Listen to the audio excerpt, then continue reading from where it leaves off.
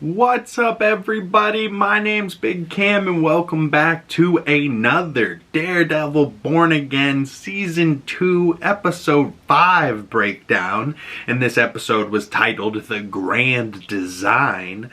Ooh, but whose grand design? I guess we'll find out who is pulling the strings in this planet. I think maybe Loki, maybe Dr. Doom, or maybe just God, I don't know. But either way, coming off of last week, previously on episode 4, titled The Gloves Off, Bullseye had a delicious banana milkshake and went on a rampage in a diner, killing a bunch of ABTF officers, but insists to one of the patrons that he's one of the good guys. Meanwhile, Matt asks Angela if she's ready for the responsibility of being the White Tiger vigilante, as they are building their resistance bigger and bigger every day. By, last episode, or episode 3, they freed all of those people that were trapped in that cell, freed 19 people, including Jack Duquesne's swordsman, and Hector Ayala's wife, Angela's aunt, so more and more people are willing to stand up and fight for this resistance against Wilson Fisk. But at Fisk's charity boxing match, Fisk kills his opponent and Bullseye shows up and starts killing everyone and aims at Vanessa, but Vanessa takes a shot at Dex and hits him, but Dex got off a glass Fisk trophy and is heading directly at her, but Fisk smashes it with his title belt as Daredevil and Bullseye escape out of the Fogwell's window and run off, but a piece of the glass from the trophy that Dex threw, that Wilson smashed, ended up in Vanessa's head, seemingly killing her. And that's like where we left off episode 4. And I was like, holy shit. And they pretty much recapped this and then directly went into the intro. But I also found it interesting that, Matt and Daredevil are both wanted, and they're missing Matt Murdock, but wanted Daredevil. So he's got normal citizens searching for the lawyer. He's got the ABTF hunting down Daredevil, so he wants to find Matt real bad. But now, after what Dex did, now Dex is wanted, and freedom for Dex and Bullseye. And man, Wilson Bethel, what a episode for him last episode, but also carrying into this episode. I didn't know the character of Dex and Wilson Bethel could deliver dialogue as good as he does in this episode. I'm getting chills thinking about it. His monologue in this episode is fucking incredible. But also a little detail that went viral last week that almost nobody noticed except for this one guy, and now everybody can't see it, can't unsee it, you know what I mean? And I'm pretty sure Brad Winderbaum, the Marvel head of television, has confirmed that this is a thing. So the Watcher, aka Uatu the Watcher from Marvel What If series, he seems to be watching whatever is happening here in episode 4, in this death of Vanessa. It seems that Uatu was watching what was going on, because the way that the glass shattered, it looks like Uatu's head, and the two lights in the background look like Uatu's eyes. And I can't unsee this now. I am 100% going to be seeing this forever now. Every time I watch this episode, I'm going to go, oh, there's the Watcher watching this scene, I wish I saw it the first time through, but now that somebody's pointed it out, I can't unsee it, So the Watcher is watching Daredevil Season 2? So does this mean that Jeffrey Wright's The Watcher will show up in live action eventually? I thought they were done with What If and the way that they ended Season 3, but the way that they ended that season, it also seemed like it was going to tie into Loki and the Asgardian tree at the end of Loki Season 2, so I don't know. Maybe we will eventually get more What If seasons in the future, but maybe after Avengers Doomsday, once we have all these new characters in the mix, you know what I mean? But so after the intro, we head into episode 5, The Grand Design, and we open on waves crashing, and it looks like Vanessa and Wilson are walking on the beach and holding hands, and maybe this is their honeymoon or something, but it cuts to Vanessa in the hospital, and Fisk is pissed, and she's getting emergency help and whatnot, but Fisk tells Powell he wants him to find them at any costs, but he wants them alive. Ooh, so, he wants Matt and Bullseye found, but he doesn't want AVTF just to kill them because he wants to do it himself. You know, like Fisk is that angry at this point. He wants to kill them himself. Ooh. So we then see AVTF out on the streets in Humvees looking for them, and we cut to Matt and Dex stumbling into a back of a restaurant, like down in the basement. Looks like maybe a Chinese restaurant or something. And Matt is like, he's screaming at them, "Get me some friggin' towels now!" And they're like, "Whatever you need, dude, we're on your side." Matt is trying to help Dex with his bullet wound that he got from Vanessa shooting him. And Matt's suit is like deteriorating, even more red is showing on the black and red suit. And it just looks so good. But Dex tells him to leave him. It doesn't matter now. But Matt says it matters to him and drags him with him. We then see at the hospital, BB comes to talk to Daniel at the hospital, and he's like, "You shouldn't be here, what the hell?" And she asks him if Vanessa is alive, but Daniel says, "Are you really doing this right now?" And BB like, oh shit, he's pissed at me. Let me just act like his girlfriend real quick. And she acts all sorry and acts like, you know, "Oh, my bad, just pretend I was never here," and hugs him. And it's actually a kind of sweet hug, and like the way that they hug each other. I was like, I kind of like them as a couple, but she's totally just playing Daniel for information, and Daniel tells her that that Vanessa is in critical condition, and BB says that they are lucky to have you, and she leaves. But you're like, oh god, BB, Daniel, this relationship is going to end so poorly, and you just know it's going to. But like also, I kind of like them together, you know? And like, as much as I hate Daniel, I love Daniel. We then see that the doctor comes to take Vanessa away, saying that he will do anything he can to help her, but she's in a tough spot, but he has hope. And Wilson's like, "Hope? No. Daredevil's a symbol of hope. No hope. She'll be fine." You know, but But as they're taking Vanessa away, we jump into like her mind, and we see Vanessa in a flashback seeing the rabbit in the snowstorm for the first time, and she's like talking to her boss and whoever's running the art exhibit, and she's like, "What about this one? You want to put this one in the showroom?" And the lady's like, "There's a reason it's down here in the basement. It's going to stay here." But Vanessa thinks it has potential, but the boss doesn't. But Matt and Dex, as AVTF were closing in on them, they make it into like these secret smuggling tunnels, and Dex thinks he's bleeding out, and Matt's like, "I'm not interested in your opinion." And Dex asks him, "Do you think that she's dead?" And you know, he goes, "I don't know." But Dex says if she is dead, that balances the scales, and the scales will be balanced. And Dex says that Matt's not listening. When he threw him off the roof, he was supposed to die that night. 4 stories, no one survives that. And Matt says, "And yet, maybe that's the grand design," the title of the episode. And Dex is like, "Now you're getting it." And Matt's like, "No, I'm not getting it. If she's dead, that's just murder." And Dex says, "Vanessa, Foggy," and like doesn't get to make his point because Matt chokes him up against the wall, and he's like, "You don't get to say his name. You don't say his name. Say you understand," as he puts like more pressure on his wound and like chokes him harder against the wall, and Dex like, yeah, I get it, you know? We then cut to a flashback of young Matt and Foggy as we hear Foggy saying, "Even the best avocados have to do the grunt work." And just from the first line, I was like, I missed my boys, my little avocados at law. I missed them so much, and like Matt and Foggy together are just so good. But we cut to Murdock and Nelson being lawyers, and like, you know, obviously not for their own firm, but this is like them in their early days of being lawyers as they're trying to get their own firm, but they're working under somebody. And not exactly the show that we saw from Netflix. You know, this is a flashback that wasn't in that Netflix show, but is kind of maybe along the lines, you know, maybe blending the lines of what happened in the show and what they're trying to make relevant for this season. But they go over to the court or whatever to their client, a Mr. McCoy, and Mr. McCoy knows Foggy from growing up, and Foggy was best friends with his younger brother Connor, and the guy is talking shit to Foggy and calls him Foggy the Fembot. And I was trying to figure this out. I'm like, so he's Foggy the robot, but he's a bitch, so he's a female robot, so he's Foggy the Fembot? I don't know how this like comes into fruition for a nickname, but either way, the guy was kind of rude to him. But the client says, you know, there is no good behavior, sign the plea deal, get 4 to 5 years. I'm gonna go to jail and I'll be dead on the first freaking day. And he's like, do you guys even know who hired you? And we see that Fisk is the people that hired their law firm to represent this client. And we cut in the same flashback over to Fisk and Wesley returning from the Netflix show. It's so good to see Wesley again. But they're saying that they might have a problem with the lion. I was like, the lion? So I wonder if the lion is this Mr. McCoy who they're representing.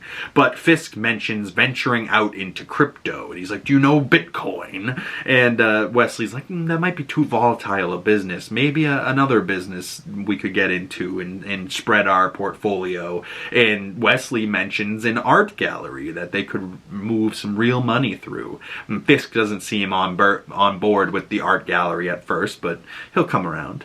Back in the present day, Fisk is watching Vanessa in surgery and her hand points. So she's still alive in there somewhere. Pull through, Vanessa. Come on, babe. But cut back to Matt and Dex is bleeding out and can't stand, and Matt is trying to get him help.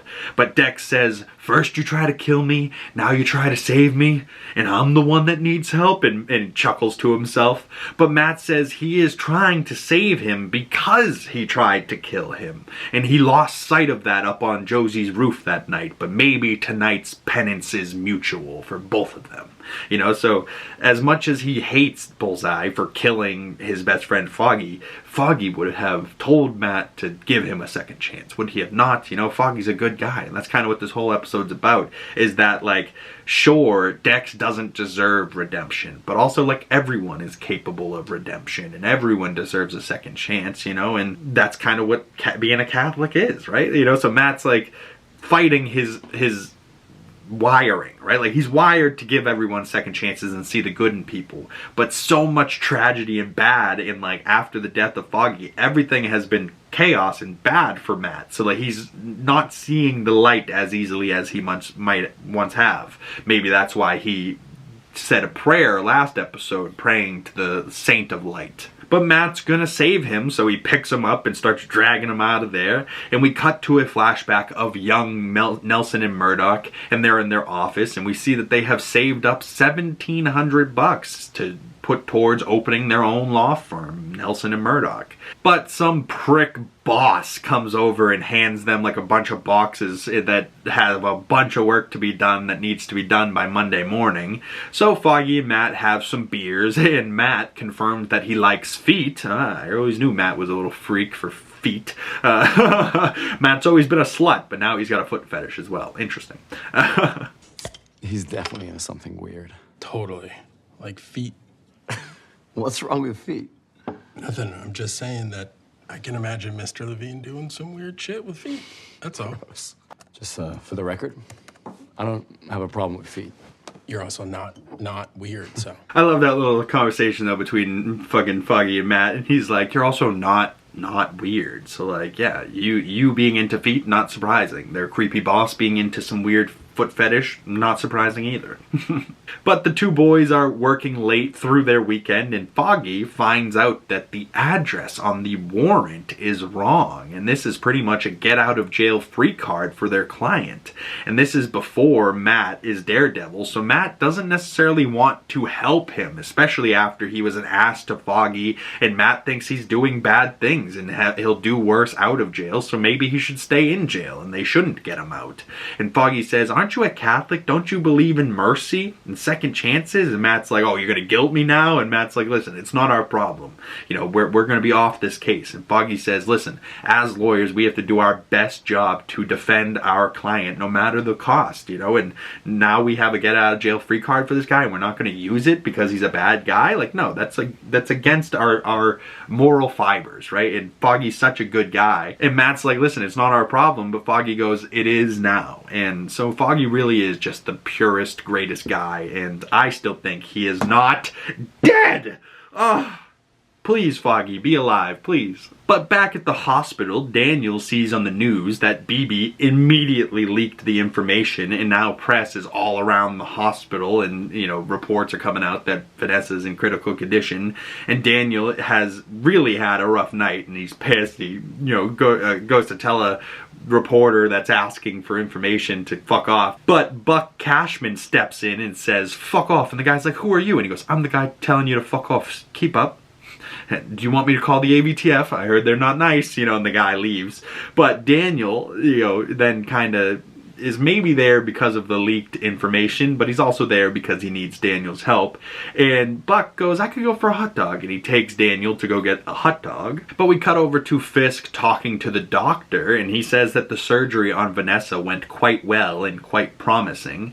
And we cut into Vanessa's mind, though, for another flashback with her opening up her own gallery and putting up the Rabbit in the Snowstorm up in the showroom, and remembering being on a beach with Wilson, which this has to be their honeymoon. I don't know if we ever saw it, though, like this beach where they're at. Maybe this is the island that they own or something. I don't know. But we then see in a car, Buck and Daniel are going to get hot dogs, but then Buck drops on Daniel that they're heading to Albany, and he's like, Albany? What the hell? I gotta be back at the hospital for Mr. Fisk. He goes, listen, he knows you're coming with me, come on.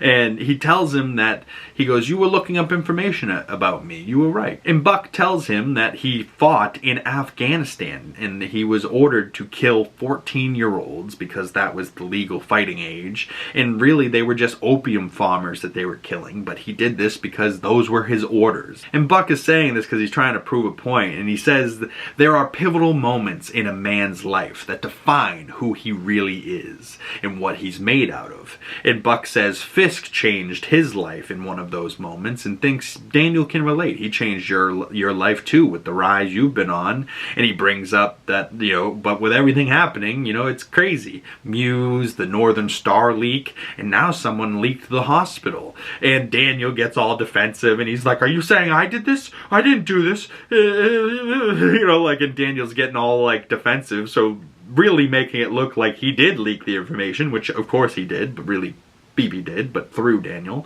But either way, you know, he thinks he's in trouble, and Buck has him pull over and wait in the car, and Daniel thinks about leaving and backing out of there and just ditching Buck because he thinks Buck is about to kill him. But Buck comes back with a shovel and a sawzall, and it's like, definitely going to maybe kill Daniel and then bury him and cut him up into pieces with this shovel and sawzall, like, But we then cut over to a flashback of the hitman that Fisk and Wesley are hiring to take out Matt and Foggy's client, and it is a younger Buck Cashman who hasn't quite come up in the world yet. You know, he's not suited and booted. He looks like he's maybe living on the streets. But to me, I was like, oh, of course, Fisk's two right-hand guys, you know, the Wesley and the new Wesley. And I was just loving that they know each other. But we see Foggy got Mr. McCoy out of jail, so he used that get-out-of-jail-free card, even though Matt said, you know, he should stay in jail, but Foggy had to do the right thing. So Foggy gets Mr. McCoy out of jail and asks him what he's going to do. And Mr. McCoy says that he's just going to wait for them to come. And he's, like, going to go back to his apartment and just wait with a gun pointed at the door for anyone that's going to show up to kill him. But we then cut back to the present day Matt as he has gotten Dex to St. Agnes's church, and he asks him,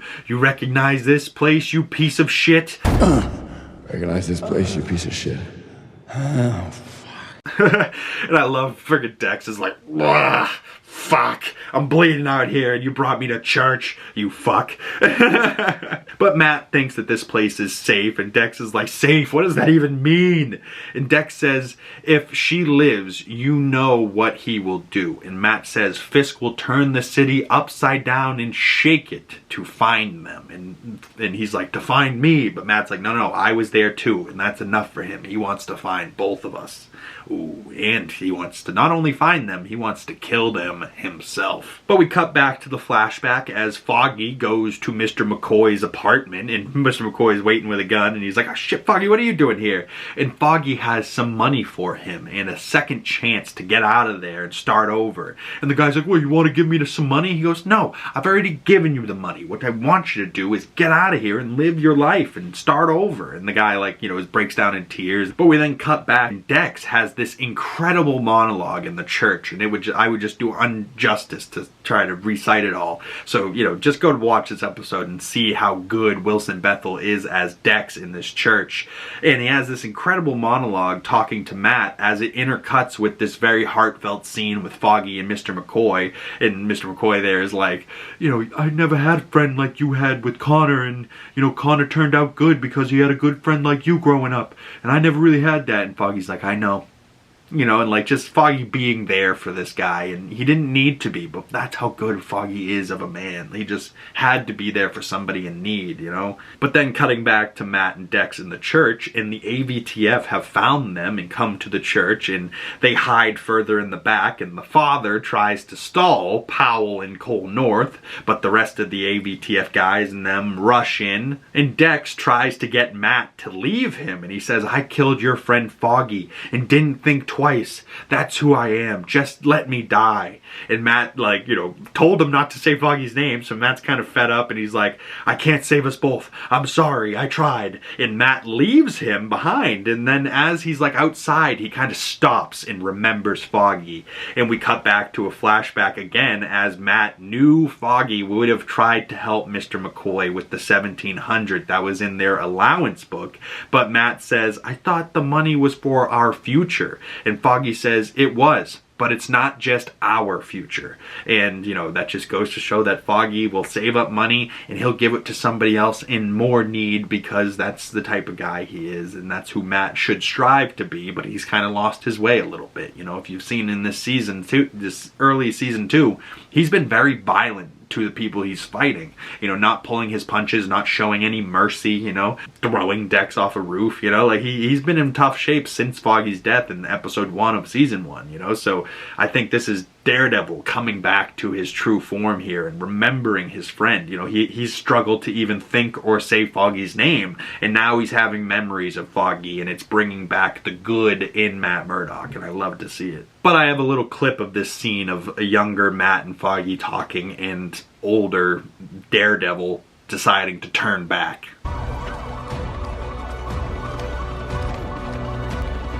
Imagine my surprise when I came back to the office and found the empty book. How'd you know? Spend enough time in the same tiny office with the same person, you tend to know what they're thinking. I'm sorry.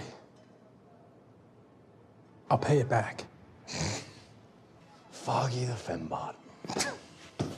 And there I was thinking the Murdock and Nelson fund was supposed to be about the future. It is, man. But not just ours. So where to now? Josie's. Obviously. What are we celebrating? Mercy.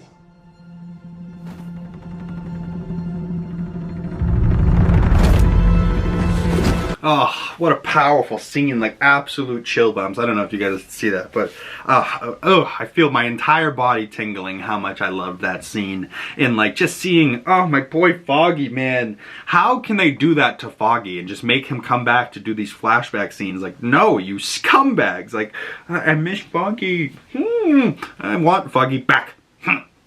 You know, but, you know, having Foggy gone is able to give you powerful moments like this. Like, Daredevil goes back for Dex at the end of that clip, and he reaches out his hand, and Dex grabs it, and they pull each other up, and they go to hide some more.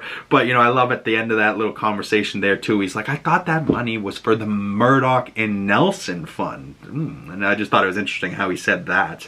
I was like, Murdock and Nelson, not Nelson and Murdock? How we know? Like, how does that come to be? But either way, Murdock and Nelson fund, he goes, all right, what are we going to do now? And he goes, we're off to Josie's. And he goes, all right, what are we celebrating? And Foggy says, mercy. But I love how then they cut to the present day, and Matt goes back for Dex, and maybe Matt is thinking about Dex changing and maybe having a better future as he goes back for him and picks him up with a hand. And Daredevil and Bullseye, the way that they locked hands and disappear as ABTF run in, and they are gone, but like, where did they go?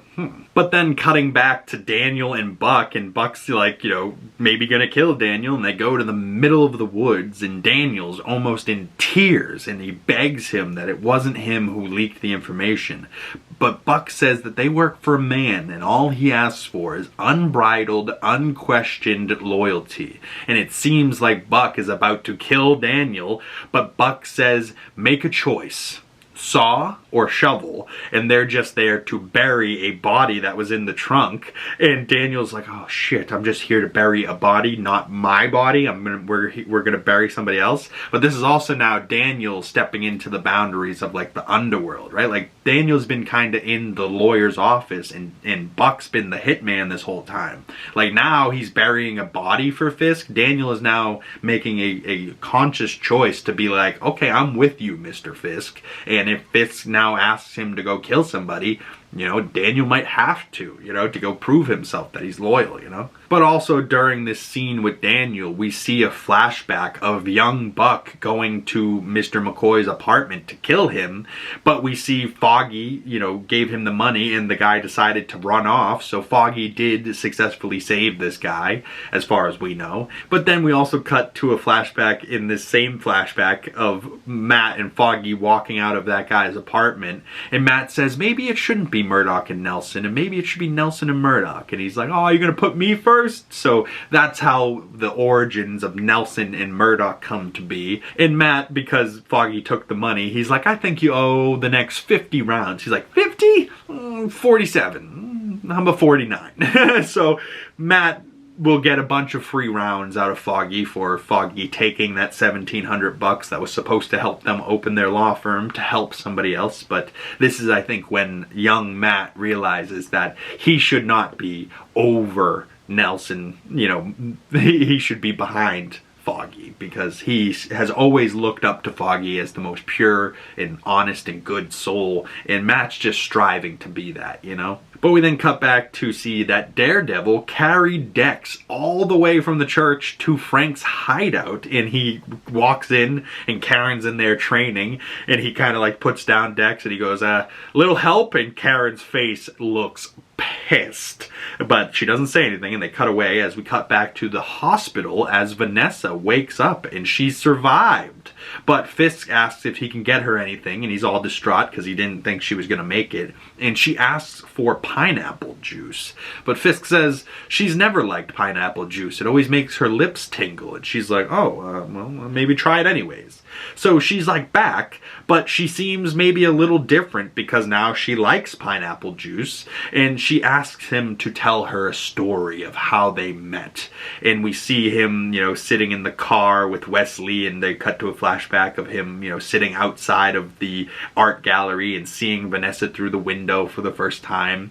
And Vanessa says, I guess I knew you would walk through that door one day and change everything, and that's why that rabbit in the snowstorm was hanging up on the wall. And Fisk says, oh, lucky that day I walked in then. And she says, no, not luck. Not luck at all. It was the grand design. And that's the second time this episode that the grand design has come up. So, like, in Foggy's grand design, Foggy had to die so that Matt and Dex could then become friends, and Matt's grand design is giving Dex a second chance. And in Fisk's grand design, Vanessa has to die.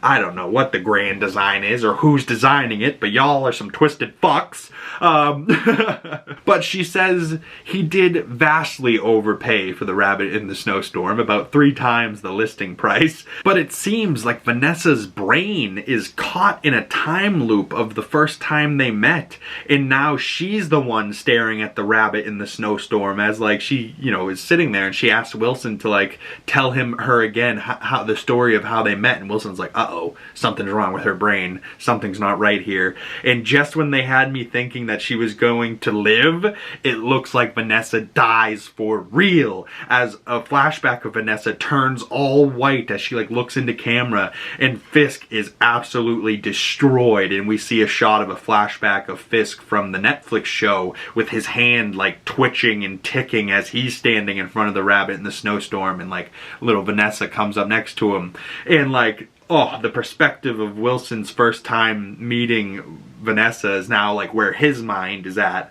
Like, oh my goodness. And then we close on a shot of like his face completely distraught as we hear, you know, it closes to black and we hear sounds of waves crashing on the shore. So just like this episode opened with Vanessa remembering them maybe at their honeymoon walking on the shore, that's how it cuts and the credits just roll as we just hear silence and waves crashing on the shore. It's kind of beautiful credits, but also very sad. I was like, oh my god, this was not a very happy episode. I was devastated. You know, the stuff with Foggy, the stuff with Vanessa, like, devastated this whole episode by this stuff, man. Like, oh man. And that's credits on episode 5, and you know, maybe the doctors will save her again, but I don't think so. I think Vanessa is really gone this time, and like, damn, man, Vanessa was so good. Why would they do that? But like, the way that they brought back Wesley and Foggy for flashbacks this episode too, like maybe this is like the last hurrah for the Netflix show, and only really Matt and Karen will be carrying on from this point, and like Fisk. But like, I really wanted Foggy to be alive, but I've never been so destroyed in my life. Like, you know, at this point, if we get more of Foggy, it will just be in flashbacks like we just saw. But like, you know, if they kill Vanessa, and Vanessa's the person that had Foggy get killed, like, sure, it's going to set off Fisk, and Fisk's going to really take off the gloves and be going crazy now, and he's going to be, you know, absolutely losing his mind. But like, I wanted Foggy to... I want Foggy to be alive, man. I'm sad. But also, like, what will Karen's reaction be to Matt bringing back Bullseye? Will she, you know, buy into the Foggy would have given him mercy and a second chance? Or will she herself try to kill Bullseye? You know, she did not want to work with him because he killed Foggy, and she is a killer. So I could see, you know, her just go, instead of helping Matt and Dex, she could just go over and grab a gun and just aim right at him and take a shot, you know? I don't know. Give him another bullet wound, and Dex will just be sitting there like, what the hell? You know, like, I don't know, man. But what a good episode of television, and like, not even like necessarily a good, like, as in happy, or there was a lot of action or anything good going on. Like, there really wasn't a lot of action scenes or anything like that. It's just great dialogue. Like, the writing in this show was absolutely epic from this episode, and like the stuff with Foggy coming back, and like the flashbacks of Nelson and Murdock, the flashbacks of Vanessa, the Dex and the Daredevil of it all, you know, them trying to get away and him helping him from the last episode. Like, whew. I know some people don't really like Buck Cashman and Daniel and like the BB storyline. I really love that going on as well, right? Like, I love that there's an overarching problem of Fisk, and there's always going to be that problem. But then there's also, you know, Muse in season 1, and now Vanessa and Bullseye in season 2, and, you know, he's got to work with those problems. But then there's also Fisk has problems, like Daniel and getting leaks through BB. So then that's now a storyline. But then you got the Daniel and Buck relationship going on as well. And then you have the Buck and Wesley, or Buck and Fisk relationship. You know what I mean? And it's like, oof. And like, the fact that they brought Wesley back as well after, you know, being killed by Karen in season 1, like, ooh, what a crazy turn of events. And like, yeah, just a great friggin' show. I am so here for season 2 of Daredevil Born Again, even more so than season 1. Like, season 1 I liked. Season 2 has been astonishing. Like, I've absolutely been enthralled with everything that they've showed me, and I cannot wait for episode 6 next week. But only 3 more weeks of Daredevil. We got 6, 7, and 8, and then we have that Punisher special presentation coming out that 4th week. So maybe that Punisher special presentation will be its own thing, but I have a feeling it might be like the actual finale of this season, right? And we'll have a finale with episode 8, but then like the finale will continue on with Frank's story. Or there will be like a finale for episode 8, and the whole time you'll be like, huh, it feels like Frank Castle should be somewhere in this episode, but he's not. And then we'll get an episode of where Frank was during this whole thing, you know, and explain what his mind has been up to. But from the trailer, from that special presentation that came out last week, and there's a breakdown up on the channel now if you want to go check that out, it does look like Frank's dealing with ghosts in his head as well. So maybe that will be something that happens throughout the rest of this series, and we'll have, you know, Matt seeing Foggy in his head and Fisk seeing Wesley and Vanessa in his head as like ghosts, but maybe also Frank Castle will be seeing ghosts in his series. So I don't know. That should be interesting. But I'd love to hear your thoughts on this episode and what you think is coming next down in the comment section below. I'd love to chat with y'all, or if you want to send your thoughts to my other social medias, links for those down in the description below. But once again, my name's Big Cam. Thank you guys so much for coming on by and sticking around this far into the video. And if you've made it this far and you would like to support the channel, the best way of doing that is liking this video, commenting down below, subscribing if you haven't already, and hitting that bell so you don't miss next week's Daredevil Born Again Season 2 breakdown, and you'll get the notification when that comes out. Once again, my name's Big Cam, and I'll see you gorgeous folks in the next episode. Peace!